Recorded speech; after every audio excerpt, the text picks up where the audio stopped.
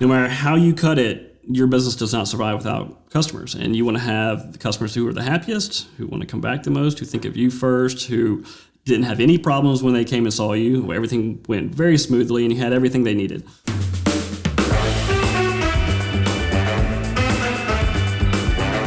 Hey everyone, thanks for joining us here at the Creative Table. With us today, we've got Daniel Minchew, longtime friend and studio owner here in the Atlanta area.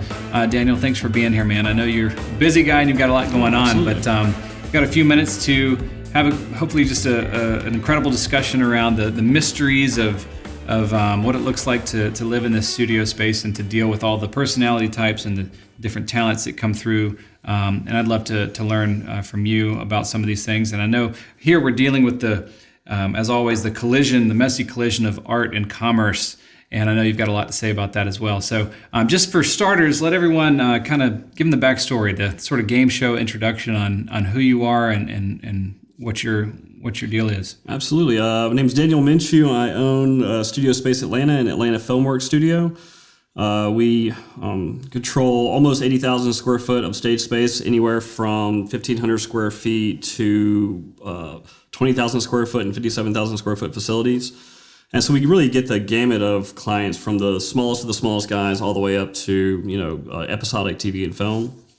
So it gives us a good opportunity to kind of meet everybody and kind of learn, where everybody is and what the small guys need, the middle guys need, so on and so forth, all the way up to the larger clients that we would have.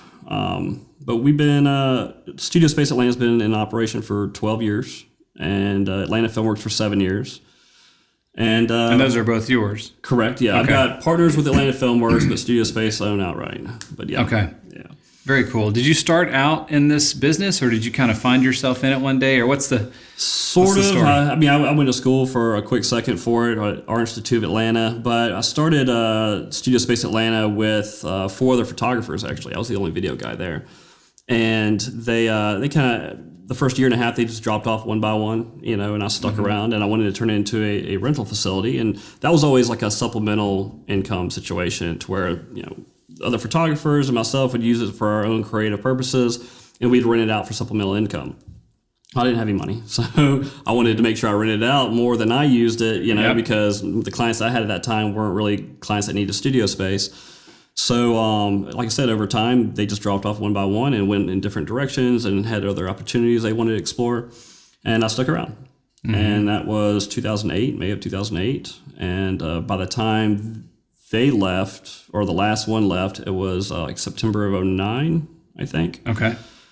And I just had to market it from there. I had to make it work, right? Because I had sold my car and sold everything I possibly could, down to my DVD collection, as funny as it is. You went all in. I did go all in, yeah. You sold your car and car DVD collection? All the way down to my DVD collection. Anything I had of value, I sold. So like basically. Sylvester Stallone or something over here, living in the... Well, this is the opportunity I had to make money, and there was no opportunities out there for me to do it. And I was like, well, it's either this or nothing. So let's just go ahead and put everything we can towards it. Mm-hmm. I did have a small $6,000 loan from a family member that also helped. Mm-hmm. Very much so. And those are always good. You got those family members that'll back you and invest in you. Yeah. So you mentioned you're the video guy, the only video guy of his partners of photographers. Mm-hmm. What were you doing? Were you filming weddings, or were you corporate stuff, or for the 5 years prior, I had shot car shows mainly for the different festivals of speed and Concours d'Elegance and SEMA. We would go and shoot all these different car shows for this company. And I would shoot clubs and events as well and make promos for them. Mm-hmm. Not really the funnest thing you'd think it would be, but it's not. Mm-hmm. And, that was just what I was doing to kind of, bide my time and hone my craft. What was the dream back then at that point? You thought feature, one day I'm going to... Okay. Feature. Yep. Right? Yep. Yeah. I guess everybody's dream, but yeah, and I was stuck in that same kind of rut thinking that, okay, I'm going to pay my dues by doing these clubs and this car shows, and later on, I'll graduate to something larger, which I learned is not really how it works. But but yeah, that's what I was doing before the first studio space building kind of came into. Okay, so you're doing that, you're doing the car shows and stuff, and then these photographers come along and say, hey, The friends of mine. Friends of yours. So you're like, hey guys, we want to go in so. on this space. There's an opportunity here. Somebody was in real estate or had a friend who knew about a building that was available. Or one of my main friends at that time that I was shooting car shows with, he was a photographer who was shooting car shows. His name was Scott Wise. He actually found the building through, I think at that time it was his girlfriend's dad had like a lead on a building that already had a psych wall in it and already had some build out in it. And that's where we found out about that particular building. It had been owned leased prior by Joe Bronzino, who was a photographer for it was like a catalog house photography house, So the fact that it already had actually had two sites in it, the fact that it already had two of the four sites we'd later have in it was a really nice boost, because that helps on build out cost. And there's no way I'd be able to come into a building and freshly build it out like we can now. Back then, so it was a good start off and jumping point. And it was a learning curve, because I had never rented a stage or a studio out before at that point. So I really kind of concentrated on what the clients were saying we didn't have. So if they fussed at us about, hey, we don't have enough power sitting in this one area, oh, we need to get power there. Or, oh, hey, we're hearing this, oh, we need to take care of that. Or, oh, you don't have this in stock, this piece of equipment, why don't you have this piece of equipment in stock? Then like, okay, well, we would get that, We'd really learn from our clients is really was the best way to do it. It was because, once again, I'd never had a stage before. And, after a while, we ended up having everything that they would bring up to us. They wouldn't ask us about if there's a 600 amp power drop on the floor somewhere or that we had this Barger light or, whatever. Yeah, you start moving from this sort of deficit of like, what do we don't have to like, how can we begin to improve and meet expectations before they're even met? Exactly. So did you bootstrap that, or did you go and get did a bank come alongside of you and say, yeah, I love what you guys are doing? So basically, you basically rolling the profits back into the business. I've been doing that for 12 years. Yeah, I mean, I take some of the profits from studio space, but I'll be honest, this past year, from July of 19 to July of 20, I didn't take a nickel from studio space. We were just putting it all back into Studio 5 reinvesting, and that's really, I think, I give that a lot of credit to how the studio has grown. Is that it wasn't me being an owner taking money from it all the time. It was mainly taking that money, living as low as bare bones as I can, and reinvesting it back into it and back into it and back into it until it's stronger and stronger and stronger. And I say strong enough to not fail, but that's impossible. But getting it as close as I possibly can to having the strength to just keep on going and making it harder for it to fail by reinvesting into it. And literally, we didn't, or I didn't profit for 3.5 years, which, when you first started, when you first open a business, you hear that, you're like, oh, there's no way. 6 months, I'll be profiting now. That's the dead honest truth, 3.5 years. Wow. And then we would actually, at that point... So how were you making ends meet? I would say 3.5 years to do that. I met my now wife at that time. She was a hairdresser, and I lived with her at the beginning, and she's the one who kind of supported us through that time. We were in a little one-bedroom, 700 square foot apartment over on the perimeter, and she really kind of supported, the day-to-day and weekly and monthly needs that we would have, for that time. And I met her like a month after I opened the building. Right, we first went in with the other 4 photographers. I met her a month after that. So she was really instrumental in helping me, to survive during that time and let me put that money back into it and back into it and back into it until it was strong enough to not only survive and really 3.5 years is when it was breaking even. So really it was 4 years until I'd actually start seeing any type of profit. And so it's very slow to grow when you're just trying to cover the bills that are already there. You can't really, it's hard to go get these things. You have to figure out how to do all this stuff yourself that they're asking for, or make these changes yourself and build the grid yourself and do all these things yourself. And there's a lot of YouTube videos and learning, which is... YouTube wasn't really around much then, right? It was. I mean, Google definitely was, because you could sit there and I didn't know how. In terms of the depth of content on there now, even then, I can't remember. Sure and I'm sure it wasn't as depth as it was, or as deep as it was on the content. But that's how I learned what went into building a grid and what pieces I would need and what pieces I'd have to go get and every little thing that we needed to do, I wanted to learn to do myself, because if I get somebody else to build these things or install these things, then I have to rely on them if it breaks or I need a change or something like that. If I just learn to do it myself, then I can just go do it. And that's really, for the most part, is how we still kind of operate. I do have other guys I bring in for certain things, but if we need something, like we need to hang curtain track and curtain, or we need to install another grid, which we just did this past, during the break this past March and April, then I need to be able to know how to do those things, be able to do it myself, and then be able to do it with my other employees, so they know how to change things, they know how to work things. But yeah, that's how it was. Just and then after that 4-year mark, I've still been just putting the profits back into it, reinvesting it until it's making enough to where it could not only support me, but also I can keep reinvesting at the same time. Heck yeah, man, that's awesome. So you've got Studio Space Atlanta, Filmworks, Atlanta Filmworks, and now Studio 5. Location-wise, just for those who are locally Atlanta area or Southeast, talk about just real quick generally where those are at. Yeah, so actually, and who they serve. We actually opened up Studio Space Midtown. That ended up going away. We had that, but Studio 5 is in the same building as the original Studio Space Atlanta. So we had 8,000 square feet where we had 2 studios and 3 cyc walls. And the perimeter, whereabouts? Yeah, that's for those that may not know or be interested. Yeah, right there at Spaghetti Junction where 285 and 85 meet. Dorville it is now. We weren't quite in Dorville city limits. Now we are. Yeah. And so that's the one we ran for the longest time. And then Studio 5 was really just an extension of that. It went from 8,000 square foot. We took over the 12,000 square foot next to us and built that entire 12,000 square foot into its own studio, its own standalone studio. So we got an 8,000 square foot here that has 3 side walls and 2 studios, and then we have another 12,000 square foot next to it that's all in one encompassing studio where you get everything that's inside of there, basically. And that helps for people who are building sets or need a large space to distance themselves and their clients. But that we opened that up a year and a half ago now. Took about a year to build around bookings because we still build as we're booking it out. Okay. You know? And we just finished it 2 months ago for the last little details of it. We got one thing to build. We're going to build a kitchen set in there. It keeps getting pushed back because we keep having other things that. That I remember you talking about that. Yeah.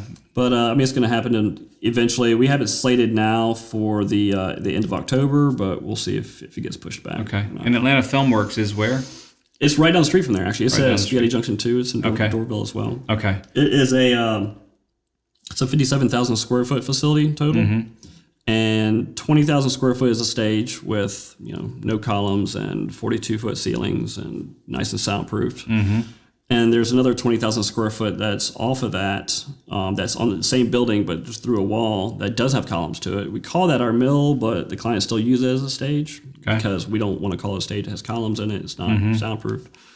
But that's basically our mill, and then we have 16,000 square foot of production office space. So it has a real good balance between office space and stage space. So most buildings that have large warehouses, they have a very little office. This has a lot of office too, which really helped out for the writers. That's perfect for your TV shows and whatnot. Yeah, absolutely. And that's been booked out since we opened in 2013 with the same client actually. Okay. And they just keep coming back year after year after year. Yeah. That's amazing. So zooming out, like looking at Atlanta, I know Atlanta has become at least known as, I guess, the Hollywood of the East. Is that, South, right? Yeah. It's the Hollywood of the South. Yeah. So what's the, I don't know, from your perspective, what do you see happening in terms of the trend in production and studios? Are more and more studios popping up, or is it becoming more like this rarity that, there's not a lot? You only have if I had 3 more buildings, I can keep those filled up right now. Yeah. Yeah.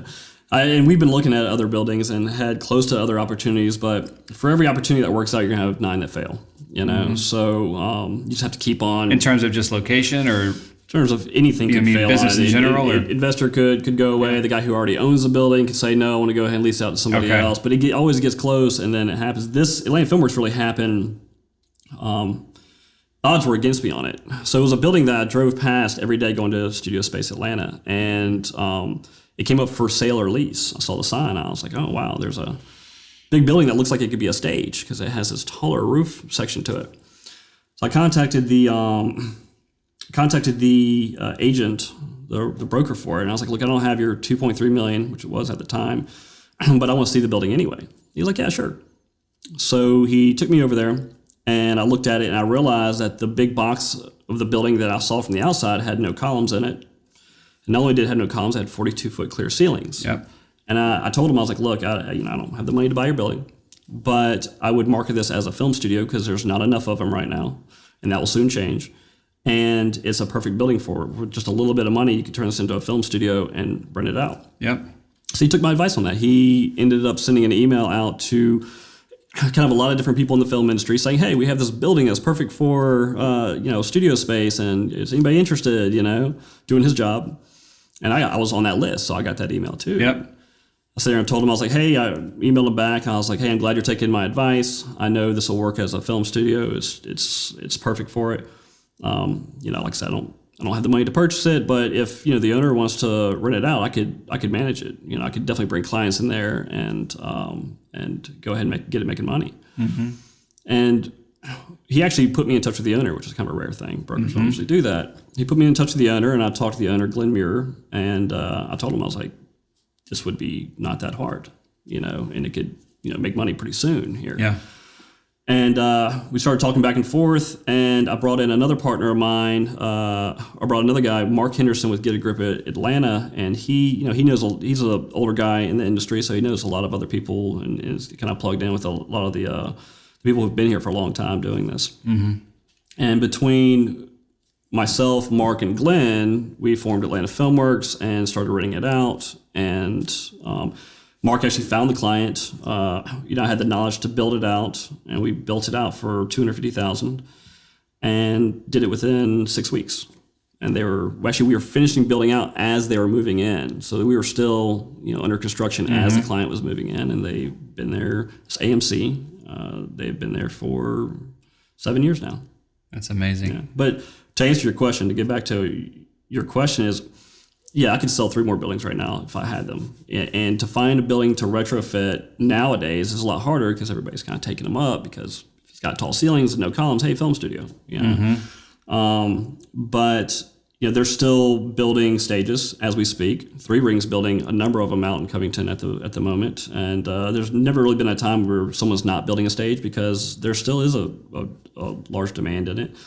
And I think we're over the hump of, is the film industry going to go away? Is this just like a temporary thing? I think we're kind of over that hump to where we have enough infrastructure and enough talented people here to where, I don't see it, I don't see it just fickling out. I see it just growing and being a nice entertainment hub that Atlanta already was, but for the film industry, sticking around. Good to know. So being someone who's in the film industry, seen all aspects of it inside and out, if you were to speak to the creative who's looking to get into the production as a producer or director or whatever, either to pursue TV or episodic, or feature.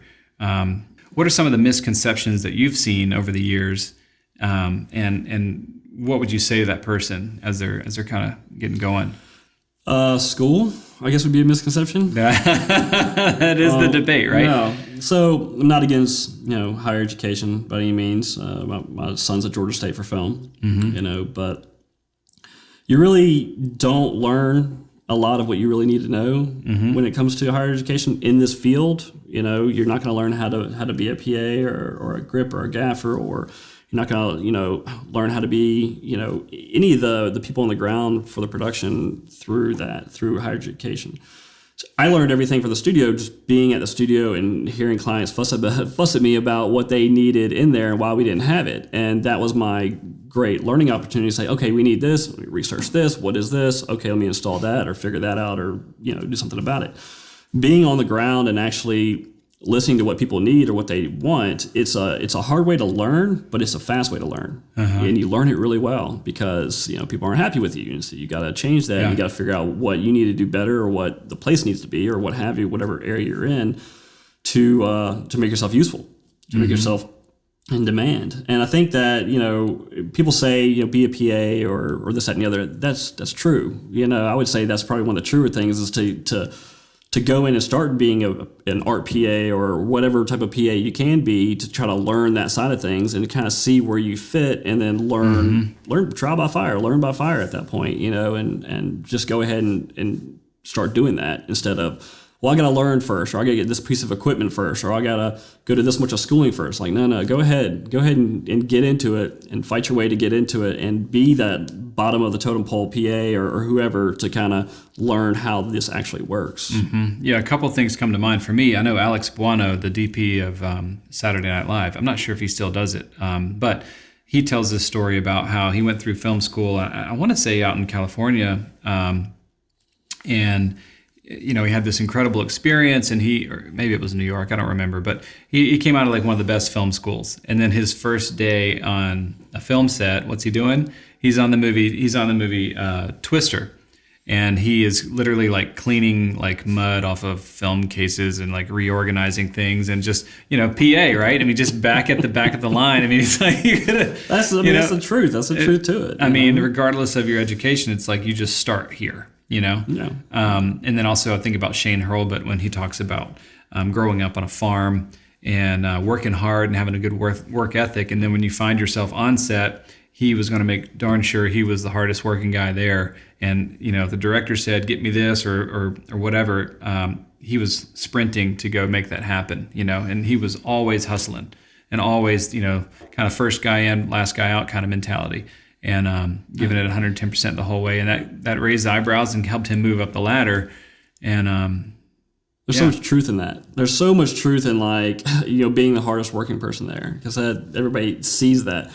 And it's kind of hard to be the hardest working person there when you have, when you have all these other people who are pulling 16, 20-hour days, running around doing the same type of stuff, and you really got to stand out. But another thing about it is, doing the correct things that would be, before someone asks. If you know something needs to happen, don't wait till you're asked to do it. For the most part, go ahead and get it done. If you see something needs to be taken care of, go ahead and take care of yourself without being asked to do it. Because if someone has to come and keep asking you to do this, that, and the other that you can see with your own eyes, and you're already doing it, whether they see it or not, over time they're going to realize okay, well, you're taking care of business. I don't have to babysit you. I don't have to be over you. You're already doing it, so you'll get hired a lot better. Anticipating what's needed. And PAs, that's a big job of PAs. You don't just do what you're asked. You kind of anticipate what's needed before it happens. And we actually kind of run the stages that way too with our clients. We want to, if we see that they have a certain amount of clients coming in and they need more director's chairs or folding chairs or tables, sometimes they'll ask us, sure. But a lot of times we'll go ahead and bring it out there before they ask us. And that way we're ahead of the game. So when it does come to the stuff that they need from us, then we can take care of that. And we've already taken care of a lot of the things that they would have requested. And we try to do that as well. And that's really what a PA needs to do to kind of show how hardworking they are. And it's a lot of truth in that, to be the hardest working person on set around a lot of people who are already really working hard. You know? And it's a hard thing to stand out when you've got so many people that are working hard or working long hours, but that's really what it takes, So earlier we were talking a little bit about, speaking of misconceptions, people have in their mind that, I go this way to get here, I go that way to get there. And we were talking about musicians, for example. Can you speak a little bit about how, if you start here, it doesn't, and you end up defining yourself as this, it doesn't automatically mean one day you'll be hired to leapfrog over here. And that's a misconception about about our industry is that, hey, I'm going to do like I was doing. I'm a I shouldn't say musicians. I mean the guys that shoot the music videos. Yeah, and it's a misconception. Like I'm going to do wedding videos, and it, not saying that can't happen. There are exceptions to the rule, but the rule really is not that you're going to shoot wedding videos and music videos and all these small things and kind of climb the ladder to TV and feature and film. That it doesn't really work that way usually. It does for some people, but for the majority of people, when they're doing music videos, they're kind of stuck doing music videos for a long period of time. Unless they get out of that on purpose and try to move on to something bigger or better. It's not going to happen naturally. They have to make the decision to okay, I've done enough music videos. I've learned what I can from it. Yes, I'm making money, but let me remove myself from that and then try to go to something bigger and better. And that's how you're going to keep on moving forward up the ladder. But it doesn't happen naturally. You're not going to do wedding videos and music videos and then naturally kind of the phone's going to ring one day and someone's going to say, "Hey, can you come work on a TV show?" Yeah, you've been shooting weddings and then you've gone up from there to events and up from there to music videos. And, you're making those things happen, saying, "I'll take on this music video when I've been shooting these events for so long." But you're right. No one's going to come up there and say, "Hey, you've been shooting music videos for a decade. Come on to my TV show set." Now you have to make that happen. You have to try to find where these people need you and find those people to get into that. And you just don't want to try to work up the ladder naturally like that. You have to make those moves and those things happen. Yeah, I know one of the sort of exceptions to the rule that comes to mind for me was Patrick Moreau. At the time, he was with Still Motion, and he was shooting a wedding video. And side note, we hate the word video around here. It's funny because we think, anyone with a cell phone can shoot a video, right? Yeah. We're talking about craft, we're talking about art, we're talking about film. But anyway, Patrick Moreau was filming a wedding. He put together a beautiful piece that he shot himself, and it was so well done that I don't know if it won a Vimeo staff pick or something happened where it got the attention and eyeballs of someone at ESPN who hired him to come shoot like a micro documentary style on like a little story vignette that they needed. And then that led to work over here, and that led to work over here, that kind of thing. It's one of those lucky breaks, right? Yeah. And but by and large, for the most part, that's the exception. You're known for what you do, and work begets work. So if you're in this category, someone goes, the human brain is constantly trying to survive and conserve energy, and people just look at you and say, Daniel, studio guy, done. I don't know. You look at me and say, oh, Kevin, film guy, or someone might say, oh, that's Bob. He's the video wedding guy, music video guy or whatnot. So yeah, there is a real sense of needing to take the reins and make the passion project happen, or whatever it is you want to do, actually go after it, or it's not gonna. Yeah, you want to pull yourself out of that and give yourself your leap, and go after other avenues. Which is really hard, right? I mean, a lot of people are making money, right? Well, there's two things, right? There's it's ultimately fear on both of them, but you're making money and you're comfortable and you're complacent.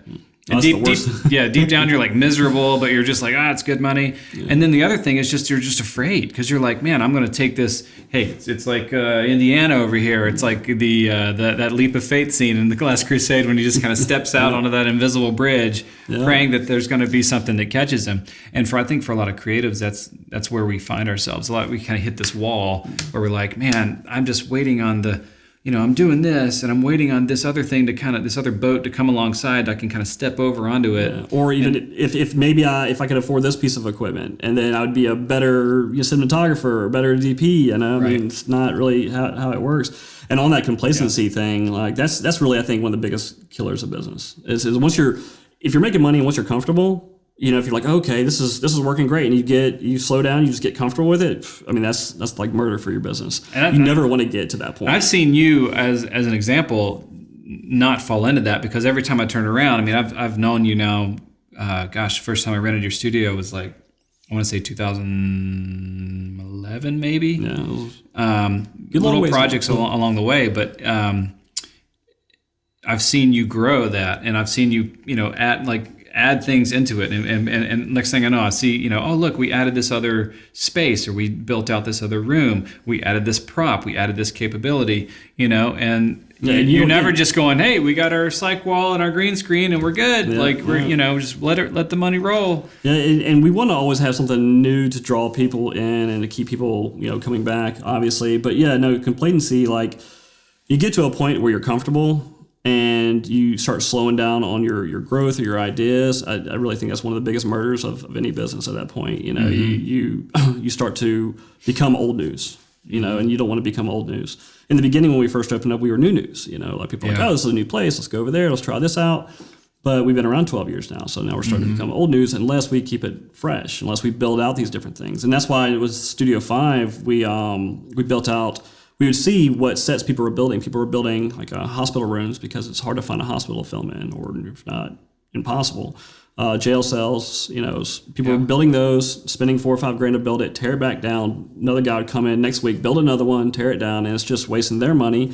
And we can give them a better service if we just built our own there and kept those standing sets up there. Same with the kitchen set you're talking about. Yeah. Okay. And have them coming back because they know they don't have to spend that $4,000 or $5,000 to come in, spend the time to have someone build it, buy the studio time for them to build it. Yeah. It's already there. They can maybe change it up a little bit, but it's already the meat and bones of it are already there. Mm-hmm. And we're doing stuff like that, as well as now we're starting to get more people on the like a live broadcast situation, or a live event situation, to where it's not an event, but people are there doing live streaming type stuff. So now we're kind of looking into different avenues of how we would cater to those type of people as well, and those type of clients. It's just kind of a newer thing on with where we're at. But yeah, don't ever want to be comfortable. Yeah. And like sometimes I feel like, okay, well, things are doing really good right now. This is great. But then I remember like what would happen if we start getting complacent and comfortable with it, that we don't grow anymore and we're not new news anymore. We don't have anything new for someone to come in and do something different and be creative. And that's just when your heel starts going down. Yeah, we don't want to do that. We want to keep going. So that's good. I've noticed over the years too, as you've grown, you've kept your value really consistent. You don't say, oh, we've got all these extra spaces and all these extra props capabilities or whatnot, so we're going to charge twice as much now. I think it's been really cool to see you just kind of hold to this model of like customer first, rapid response, great deal. I guess where I'm going with that is like, just speak to price and the creative that wants to. It's a hard thing to price what we do. I know for you, I mean, you've got space, you've got hard expenses and things. It may be a little more straightforward, but for some of us, there's that intangible deliverable, and you're going, well, there's value in this. How do I price that? But speak to that sort of competitive edge and the mindset around price and value, and what your philosophy is on that. Yeah, so just like complacency is the thing that kills business, the thing that really amplifies business, besides reinvestment and not taking a lot of money for yourself, but like putting it back in. The other thing is customers. No matter how you cut it, your business does not survive without customers. And you want to have the customers who are the happiest, who want to come back the most, who think of you first, who didn't have any problems when they came and saw you, where everything went very smoothly and you had everything they needed. And so we really do, we're there for our customers. We have an on-site studio manager there for the duration of the booking. And I mean, we're there for them. So if they need a paperclip, or they need this, that, and the other, or they need any small thing or big thing, come in, hey, do you have this tool, or where is this at? We want to have someone who's there. We don't want to just let them in the studio, be like, hey, fend for yourself, see you later. We want to be there for them so we can fill in the gaps of things they might not have brought or the things they didn't think of, because that happens on every single production. Every production's like, hey, do you have this, like a clothespin, or something even stupid and small, like a pair of scissors that they didn't think about that they needed. We'd like to be there for that. And it's not just, stationary, but it's everything on that side of things. That really, being there for the customer and really making it to where everything was as smooth as possible and they're as happy as possible, that's really what, amplifies the business, and it's just, I can't speak enough about, treating your customers with that ethical respect.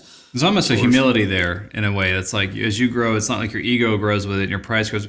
Some creatives might say, oh, I've worked with these clients now, so I'm $10,000 instead of my $7,500 I used to be, or whatever it is. I guess what I'm saying is, what bringing it home for the designer, photographer, the production person, or whomever would be watching this. What would you say to them as growth and as they grow and scale? And well, so we haven't raised our prices in 11 years, and I wouldn't suggest not raising your prices. I've talked to other business owners like, oh, we raise it up a little bit every year or so, and it really adds up, and like I understand that, but I would rather keep the value of where it is and add on different, whether it's different stages or different pieces of equipment or different props, and make more money that way to give them more opportunities to be creative and more things that we can provide, than to raise the cost. Because once I start raising the cost of the stages themselves, well, that starts getting rid of the smaller guys. And we want to be there for everybody. We don't want to cut our customer base into, we only want the customers that pay the most and they get the most days. We don't want to be those guys. We want to sell to the kid going to a film school or even in high school that just wants a couple hours to see what it's like so he can get his feet wet so he can learn, all the way up to the people who need 8 months at a time at Atlanta Filmworks, or the people who need a week or two at Studio Space Atlanta to do some shoot for Samsung or Titan Games or something like that. We want to be there for everybody. And that's really how we stay booked too, is that we're not just gearing for the big guys. We're not just waiting for the guys who want a lot of days in a soundstage to call us. But we're also there for the small guys. And you could argue the point that these small guys later on will be the bigger guys, and then you're already making them your customer, which is great, which is true in a way, but that's not really our thought process on it. Our thought process is that we want them to be able to come in and get, be able to film in a studio too and not have to spend $1,500 to do so, And that's really kind of how we stay booked 24 hours a day for some days. is because we have these smaller guys filling in all the gaps around the bigger corporate bookings or TV show bookings. Like they'll book these hours or they'll book these days, and we'll have everybody kind of fills in the gaps around it. We have 24 hours in a day. I wish I had more, because that's what we sell. Don't we all? We sell time, and especially since we sell time, we don't want to say, hey, we could book from 9 to 5, but that's it. We're going home after that. We want to be there for people who say, hey, I really need the studio. I need it on this day. If I only have midnight and after available, that gets booked a lot of the time. Why would I want to turn that guy away? And then whatever equipment or props he rents at that time too. Right. So that's really why we haven't really raised our prices in the past 11 years, is because I raised them twice in the beginning. I got to a point where I thought we were really good on the, I wouldn't say a little expensive for the small guys, but there for the small guys, because they get a lot for what they'd be getting, and then a good price for the big guys. We're right there in that middle section. There are cheaper studios out there that are photography studios that aren't sound stages that rent out cheaper than us. But when we first started, we were the only ones who did hourly. No one else did like a 2-hour minimum or did hourly. It was like half day. Most of them were full day only. And we wanted to fill in those gaps, and we wanted to be there for the small guys. So we had like a 2-hour minimum, which we shouldn't, but we've kept. Honestly, as a business owner, I would probably get rid of that 2 hours if it was only about the money. But that's not really only about the money at that point. We want the guys just starting out and getting their feet wet to be able to come in and film the stage. And that says a lot that we're taking care of them too, that they get comfortable with us and come back for more and more later on, and tell people about us, and then they hear about us and they come. But yeah. Good. All right, so you're there for the little guys all the way up to these industry professionals, right? You see a huge sample size of creatives that come through. What do you see guys doing right, and what do you see guys doing wrong? I mean, whether it's best practices, or if it's a mental thing, or being professional or unprofessional, what? Yeah, communication is really a big one. If you're working for somebody, the small guy side of things, if you're working for somebody and they're talking to you or asking you to do something, to have a clear communication with them on what exactly they want, or feedback to what you can do. I see a lot of guys who really just don't. Don't communicate very well on things, and that's a issue. Like they'll take what somebody says and they won't have any questions because they're afraid to ask a question, and then they'll go. Somebody says the client. Like let's say they hire this PA or this grip or whatever, and somebody asks them to do something, and in their head you could tell they had a question, but they were too afraid to ask it. And they go out and they do what they were asked, but then they don't see the other 4 or 5 problems that was going to happen with what they were doing and solve those ahead of time. They didn't solve those themselves. They just did exactly literally what they were asked, instead of either having that question for the person who asked them what to do, or figuring out the other problems that are associated with what they were asked to do. Like, hey, can you go pick up, some screws. Okay, what, you have a screwdriver, you got Phillips head or flat, something like that, where you got to make sure that you got to run through your head what you're about to do, so if you have any questions ahead of time to go ahead and ask them quickly before you go do this thing. And communication is a big thing like that, and also what we spoke about earlier about taking care of something before somebody asks you to do it, right? Finding out where the problems are going to be before they're problems. That's a really big thing. Being proactive, essentially. Yeah, that's a really big thing with us too, is that we try to figure out what problems this client's going to have and fix it before it becomes a problem, or head it off. And we're pretty successful doing that. We'll have a music video on one stage, and we'll have someone rolling sound to the other stage, and we're like, okay, so if we're going to build these stages next to each other, like Studio 2 and Studio 5, how do we make sure that there's access from one studio to the next, but yet they can't hear each other? Because once you put access, that's a door. Once you have a door, there's leaks in the door where sound go through. It's not as quiet as sheetrock would be in there. So then we have to figure out, okay, let's build this partition that goes between the two walls. You pull, just stuff like that, figuring out what problems they're going to have before they're actual problems. You don't want a client coming up to you with a problem. You want to have already figured that out, or already have a solution for them if they hit a problem, or not have that at all, not have that problem at all. And, being proactive and, in communication, not being afraid to ask that question to the person who's needing you to do something. Mm-hmm. It's kind of like just looking at what would, define for yourself on behalf of the client, what would be the best client experience, answer those questions, and then say, okay, how do I meet those needs along the way? Like, if you were the client, for you to have the best experience, it would require A, B, C, D, E, or whatever, and then just make sure you're there at those points in the journey for that for that client. That's good. So I would be remiss if I had, somebody like yourself in here and didn't at least get to hear one cool story of what goes on in your world. I mean, if you had to pick between your experience in television or movies or music videos or whatever, what's give me something funny or crazy or otherwise that you could share openly about. It's like a daily because thing, just to set the stage for people. Give me the rapid fire of just some examples of who you work with. Yeah. So, like I say, we get anything from the guy you've never heard of to... I mean, names. Can you give me names or brands? Yeah. And then up from there to, like, the rappers that are big now, like Migos, and then the ones that have been big, like Ludacris and T.I. and Usher, and, I mean, the list goes, Gucci Mane, and, the list just keeps on going, Lil Wayne. But then after that, then we get the people like we get Samsung in there for a number of days, or we'll get Coke or someone shooting something for Chick-fil-A. You mentioned Titan Games. Had Titan Games there for 11 days. We were their second unit stage for their contestant interviews, and they this is right when we basically not right. It was a year after we opened Studio 5, but because we had Studio 5. We could rent out Studio 5, 1, 2, and Green all as one stage, basically, and they built different sets in Studio 1, 2, and 5, all being able to shoot at the same time, or a contestant will go over here to the next station while they have another one rolling here. And they built sets in every single small stage we had, and we were good for that second unit stage. Of course, their main stage is at Metro Atlanta, where they have the huge, big sets to where you see them competing. But it was really cool to kind of see...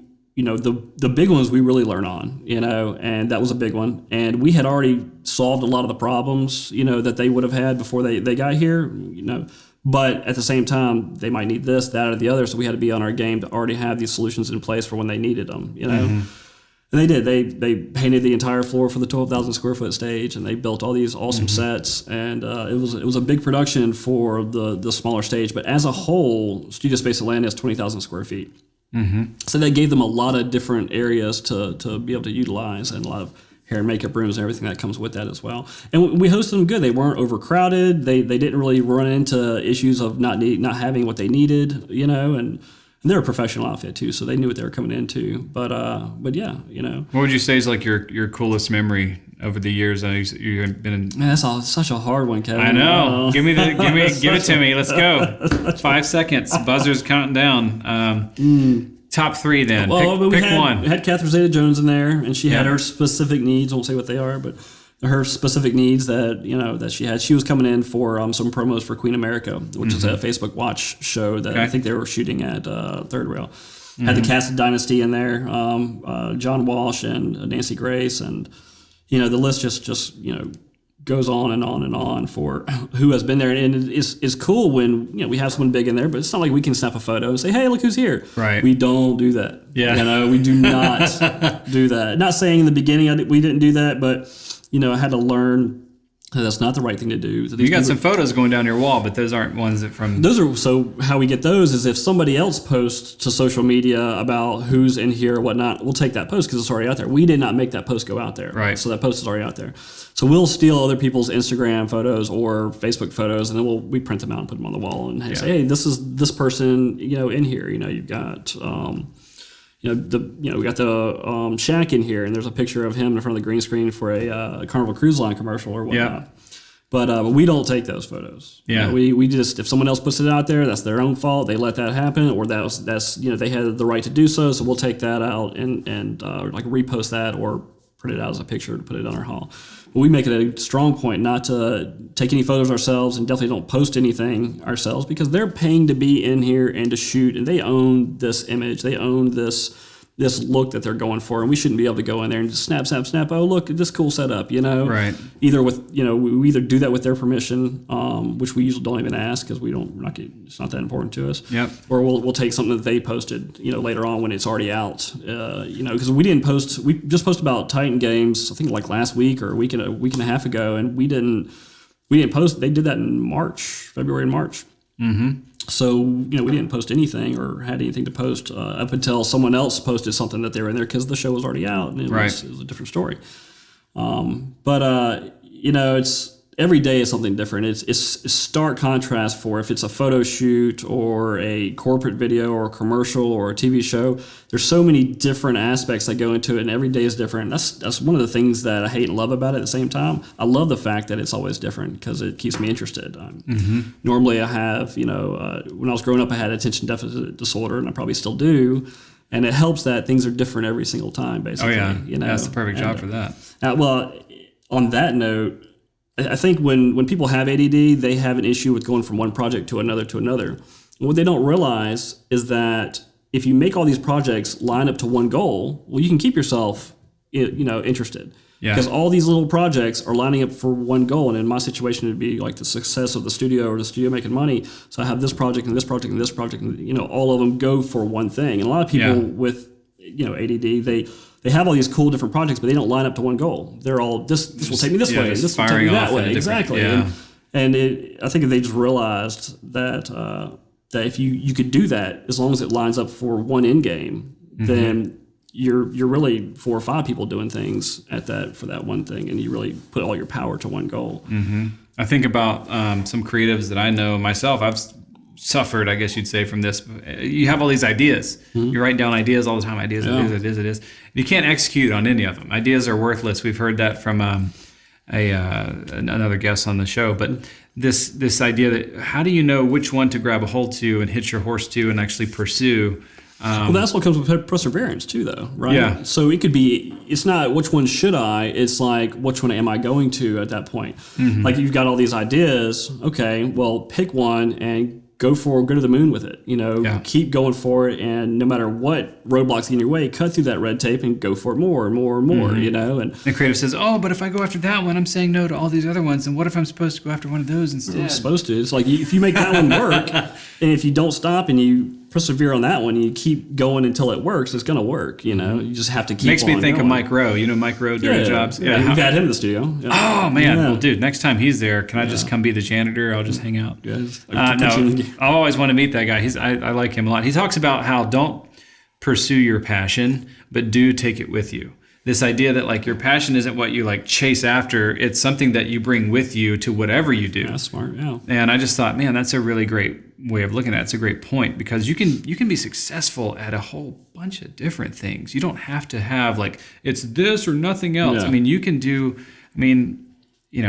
to your point, you can have all these things you're doing that all ladder up to one thing, or you can just choose this one path. You want to go knock it out and knock out whatever roadblocks are in the way. Yeah. And if it spars off and takes you on a better path that you like, do that, but let it spar off instead of having, 30 different things you want to do, at that same time. Find one and then, take all the little things that you wanted to do and kind of make it into that one as well, and when I was a kid, I had ADD, if you want to call it, what have you, and I had some other learning disabilities, and I don't think it's harmed me one bit. I think if anything, it's helped me, to be able to, do 10 things at once, and be on the phone while I'm doing this, while we're doing this, while I have this other guy and 5 other clients in my mind or other booking conflicts or what they might need. It helps me keep my attention to my job as a whole because I can do multiple things at one time and, I guess not screw it up at that point, But I guess, the question on the story, it's one of those things where so many things kind of flood into your head. You're like, oh, I don't know how to pick one of those, Sure. But we've had some, we've had some people bring in horses and owls that are around and different live animals. That's always cool. People ask me, hey, can we bring in a horse? I'm like, yeah, please. That's pretty cool. I want to see that. How are you going to fit them in the studio? Because I want to see how that works.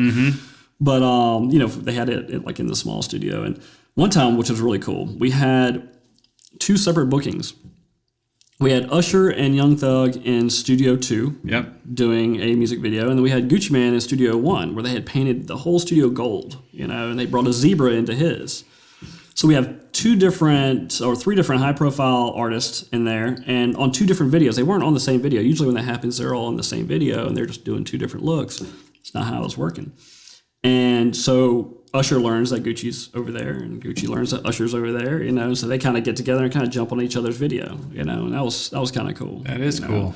was a busy day that day, but yeah, it makes me want to go look that up. yeah, and that was before our Studio 5 was even open, so we only had that Studios 1, 2, and Green at that time. So there was no like, hey, you can come over here too and have plenty of room over here. Mm-hmm.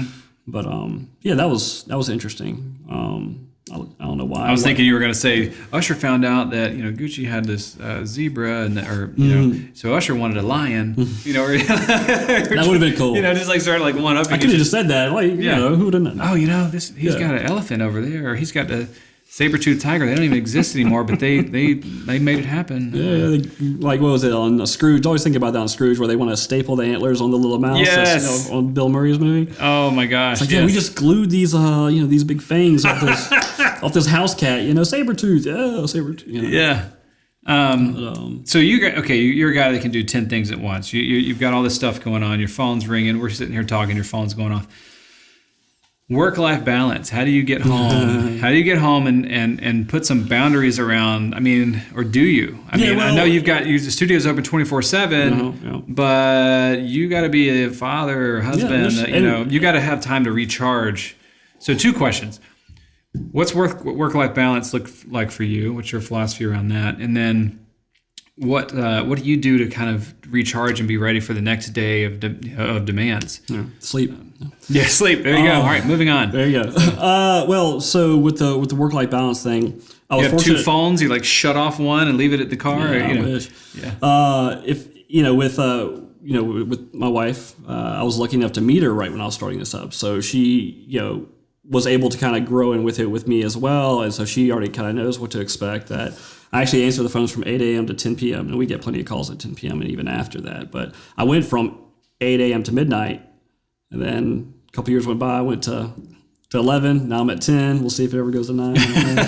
Because it's just money lost at that point. And I'm thinking like, man, I can just answer this one phone call and take care of this client. And he'll be happy and no money lost. And that's kind of the thought process. But the good thing about that, it is going through my phone. I don't have to be there to make this work.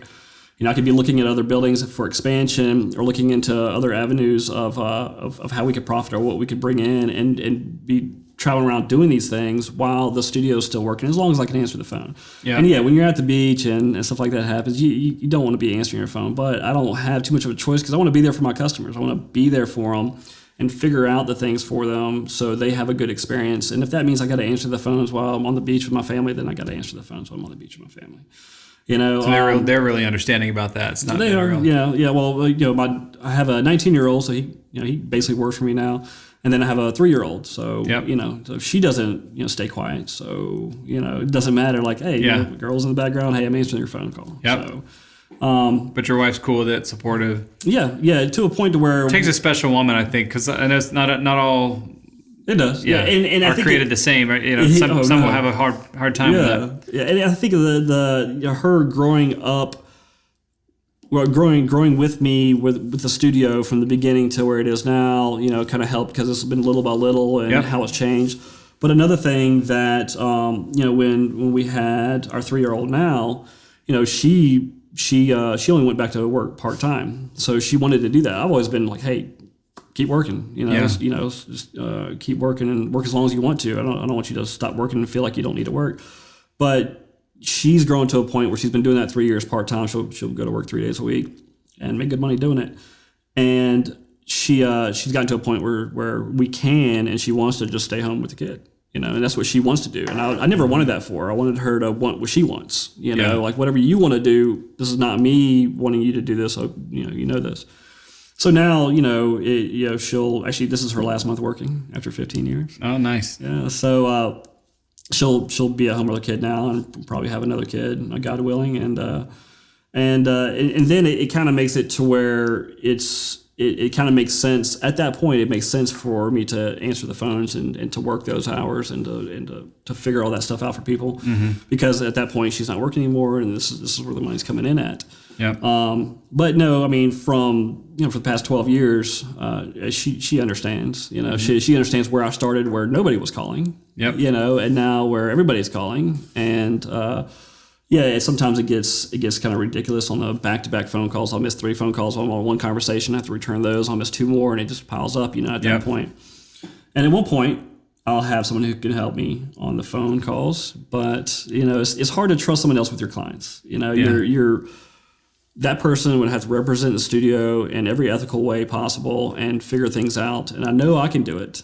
And I would have to train someone for a long time and trust them a lot to take care of the clients. It's that apprenticeship model, man. It's tough. It takes forever. It pays big dividends in the end, but it's not easy. It'll happen eventually, but now's in my mind now's not the time. Maybe after we open up a new location, then I'll look more for that. Is that the goal? I mean, how many more new locations are you going for? One more for studio space. What's that? One more for studio space. Okay. Yeah. Now I could open up however many that I could get my hands on for Atlanta Filmworks, but for studio space, we're going to open up one more.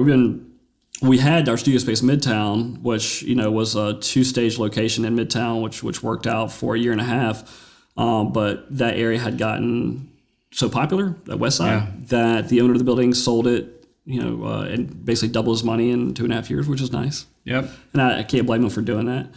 And so since last July, we've been looking for another building. We've gotten close a number of times, but our building needs are so specific for column spacing and ceiling height and office and warehouse ratio. You're not buying them; you're managing them, right? You're you're finding the right one to. Yeah, no, we're not. Yeah, we're not buying. I mean, one day later on, I could buy the buildings that we're leasing. Sure, that's always a possibility. But in growth mode, I don't want to tie so much up into one thing. We've leased the Studio Space Atlanta building we're in now. Mm-hmm. And then with Atlanta Filmworks, I'm partners with the guy who owns it. So we're basically, that company is paying the lease and profiting off of that. And then this new one would be leasing as well. Now, all this stuff is a huge amount of contracts and business and all. I mean, this is stuff you also learned as you kind of went along? Yeah, or do you have a partner that taught you all this? Or did you hire an attorney? Or internet, man. You didn't have the internet guy here, man. Back in the day, and you've got the world's information. You know how to look for it. You got the world's information at your fingertips. There's nothing you cannot learn. There's absolutely nothing you cannot learn, right? In the beginning, I don't really want to touch on this, but in the beginning, one of the partners I had when we first opened up, one of those 4 photographers, had the domain studiospaceatlanta.com. And when he left, he did not want to turn it over because I don't think he wanted it to survive under me at that point. Mm-hmm. And there's nothing that did to him. He left and did not want it to continue under just me. So he kept that domain and actually kind of redirected business away. People would go to that website and he would get rid of that business. And I'm just like, why? Partnerships aren't always just happy and fairy tales. Not a fan of partnerships. Can't make a decision fast enough with a partnership. When it's just me, I can make the decision, right or wrong. I made it. It was quick, and did it work out or not? It's my fault if it did or did not, and I like that I can just go ahead and make that decision and move forward without it having to be a vote back and forth or a discussion or anything. But we made the decision, we're going to go this way. I had to learn search engine optimization, SEO, myself because I didn't have the money to pay anybody to do it. So one of my ex-partners had the domain and had the website. I had designed the logo myself, which was great because I'd copyrighted it. So I had to learn how to really put my website, Studio Space ATL, at the top of Google, and at the same time pushing his, trying to get his down, second or third page where no one will ever see it. And so it was a lot of, getting online and learning how to do these things because I didn't have the money to pay someone to do it. Which, once again, it's not just the fact that I didn't have the money, which I didn't, to get somebody to do it. It's if I figure out how to do it, I can continue doing it without paying anybody, and I can do it myself and manage it myself. So I learned that, and I did some DMCA complaints, Digital Millennium Copyright Act complaints on the logo, and he had to take the logo off, and then later on he was still using like a name or something, and he had I got GoDaddy to actually tell him that he has to remove all of this, or they'll take the website down. But I had to learn how to do all these things, to kind of bury that and make our website show up. Mm-hmm. And by doing all that, it makes our website show up a lot better. Me learning how to build the website to make that happen. And when are you learning that stuff? I mean, you're working all day long, getting home. Well, the clients are back there shooting. I'm learning it. Okay. And that, in the beginning, it was me and my longest employee, Benny, who's awesome. So in the beginning, I would do true story. Benny's awesome. Benny Tichy. Awesome. Hope you're watching, Benny. There you go. And half the bookings I would work, half the bookings he would work, and then when I'm there working the bookings and they're back there shooting, before they don't need me at that point, I'm on there trying to figure all this out. Yep. And I did that for did all the graphic design and the logo build and the photography of it, all myself as well. So I didn't have to really lean on anybody else. If something happened with the website, it's such a pain to go to somebody and say, hey, my website's down, can you figure it out, or something like that. When you know how to do it yourself, you can fix it right then and there. Don't lose any people going to your website, and you're good. And that's kind of, I kept that mentality of like, okay, I didn't have money to do this, let me learn how to do it myself. And I just kept that mentality through the whole business process at that point. But yeah, learning by fire, learning the hard way. I learn a lot better that way than if I learned this ahead of time and then brought it into what I'm doing now. I'd still have to learn the new way it's done. If I learned how to build websites back in the day, it's completely different now. Right. And might as well learn it when I need to do it and then figure that out and get it done. That's amazing, man. I mean, I admire that because on one hand, you can learn everything yourself. And we had an entrepreneur friend of ours in here who was saying, I asked him about partnerships. Said, what's the philosophy on that? He said, well, you can go faster alone or farther together, and that's kind of where the dynamic is. But of course, there's so much that goes into, partnership is like marriage, right? You've really got to make sure. Yeah, it starts off good. You get you get the whole person. It's not like you just get, they're talented or know a lot about this. They're great. They're perfect. Same thing with team members. There's so much more that go into it. We could talk about, personality traits or voices. We could talk about this idea of, hire, humble, hungry, and smart. Well, we found out that we also want to add the word stable to that because, you got to have, they can be hungry, humble, and smart, but if they're not stable, their world falls apart on them, that affects you. So there's a lot that goes into when you want to join forces with anyone. And, of course, the first taste of my mouth with partner wasn't the best one, but later on when we opened up Atlanta Filmworks, wasn't the biggest fan of partnering with the with the business owner or with the building owner. Great guy, but I didn't know him well enough, and I had brought my past experiences in with me on that, and then I realized that this isn't going to happen without him being a partner. And I just had to get over that fact, and it's worked great. He's been more a silent partner, for the most part, and he's a smart guy and he's a great guy. But you have to get lucky there too sometimes. Sometimes you're going to partner up with people who seem like they're great for the first few months, and then later on you really find out they have ulterior motives, or they're not the best person, or they're not someone you want to work with for the next decade or more. Right. And it's. Just because I had one partner that wasn't great doesn't mean that every other partner from here on out is going to be. And like anything else in life. I had to learn that, because I had a bad taste in my mouth about that, and I just didn't want it, period. But I was like, well, look, if I'm gonna make this larger building happen, I'm just gonna have to deal with it, and then I hope I get lucky. And I did. He's a great guy. I've got two other partners on that building. I've got a partner higher than me and a partner lower than me, and between all three of us, it wouldn't have happened if either one of us was not there. So I've got a good experience with partners, and I've got a bad experience with partners. And I think a lot of it has to do with, just being lucky at that point, because you don't always pick who your partner. You can pick who you hire, but you can't always pick who your partner's going to be. It just depends on what situation you're in to try to make your end goal happen. You remind me a lot of Rudy. Saw that movie again recently.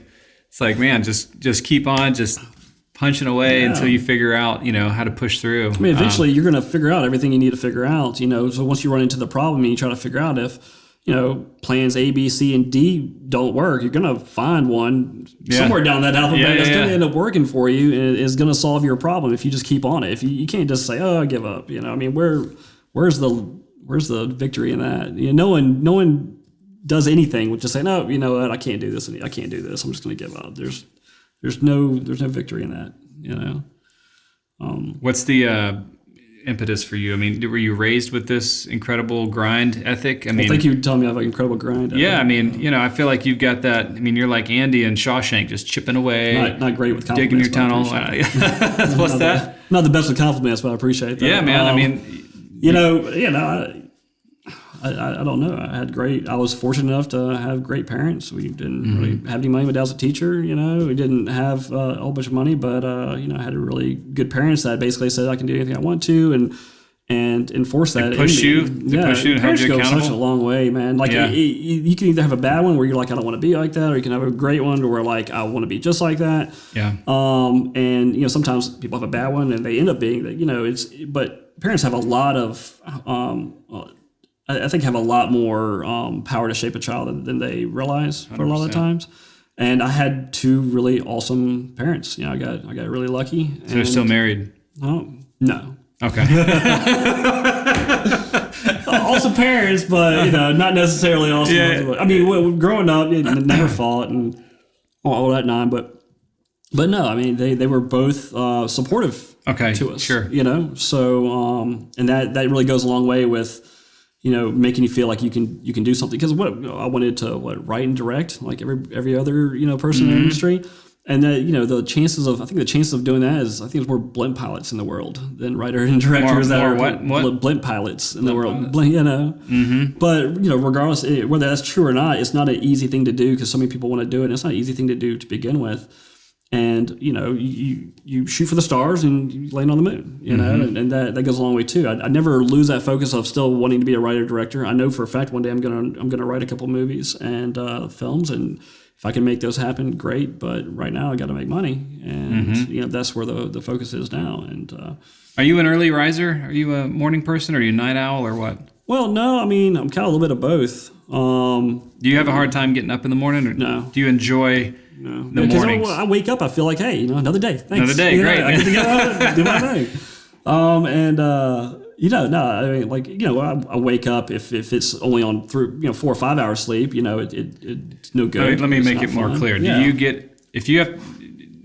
do you loathe going to bed early or getting up early more? Like, which is, because for me, if I got to go to bed before 10 o'clock at night, I'm angry. Yeah, I don't like to go to bed early. I'll just sit in bed awake. Right, exactly. I'm not going to go to sleep until 1. And I like the idea. I like the idea of getting up early. I know I need to get up early. No, I'm terrible at getting up early, right? Yeah. I mean, unless there's somebody else depending on me, or I've got to have some sort of accountability there, or I know I'll just hit snooze again. Yeah, I'm kind of both. See, I don't hit snooze. I'm kind of both. I don't like going to sleep, and when I wake up, I'm not going back to sleep for the most part. So that's just. But that doesn't mean you get up. I mean, because I don't go back to sleep either. But I'm going to lay there. I'm just going to. No, I get up because they're just laying there. No, I'm not saying I'll do that. I'm definitely not going to just lay there. If I wake up, you are a man of intention. Well, yeah. Well, if I wake up and whether it's my alarm going off or if it's just a natural wake up at that point. I'm like, hey, new day, Yep. what can I get done? And I'm up from then on out. Hitting snooze just makes me, I've done it in the past, and it just makes me feel more groggy when I'm waking up. That's true, it does, yeah. And I think there's actually like studies that show that it makes you like worse. Now, of course, if I'm going to bed at 1 and I've got to wake up at 4 to get to the studio at 5, then I do that 3 days in a row, and I'm loopy. I'm not 100% at that point. Yeah. But what about exercise? Are you hitting the gym, or are you? I mean, hanging grid pipe and pulling lights. Yeah. I mean, I love mountain biking and kayaking and all that good stuff, but I don't get a chance to really do it as much. Where's the time, right? Man, this has been great. I appreciate you, and I want you to take a moment just to tell people how they can get a hold of you. What's the best way to reach out to yourself or Studio Space or otherwise? Yeah. So the phone number on the website. The email on the website all goes to me personally, so I handle all those communications myself. So those are great resources. I answer this phone, as previously mentioned, from 8 a.m. to 10 p.m. of every day. Studio Space at ATL. Studio Space ATL. Did you ever get Atlanta? Or? Oh man, there's a whole other story. Okay, we'll save that for another time. Went back and forth, but no, I didn't. Okay. But studiospaceatl.com, atlantafilmworks.com. On the socials, just the handle on your Instagram. Yep, Studio Space Atlanta, Studio Space Atlanta for Facebook as well. I think it's Studio Space _1 on Twitter. Okay. But yeah, people try to contact me through Facebook Messenger and Instagram direct messages, and I'm just like, I have to handle those as well as text, phone calls, and emails. You're like, no, yeah. so yeah, if you contact through that'll be the latest thing to teach yourself is how to forward that stuff to your. How to get Facebook Messenger to send you a text transcription of whatever. I don't know. I'm sure there's a way. That would be smart. I'm sure there's a way to link it. Super interested in that. There's got to be a third party. Figure that out. Let me know. Yes, okay? exactly. Know how that works. All right, man. Well, thank you so much for being here, dude. I appreciate you. And I look forward to having you back. Maybe we can talk some more, hear some more fun stories. But thank you guys for tuning in. We'll see you next time.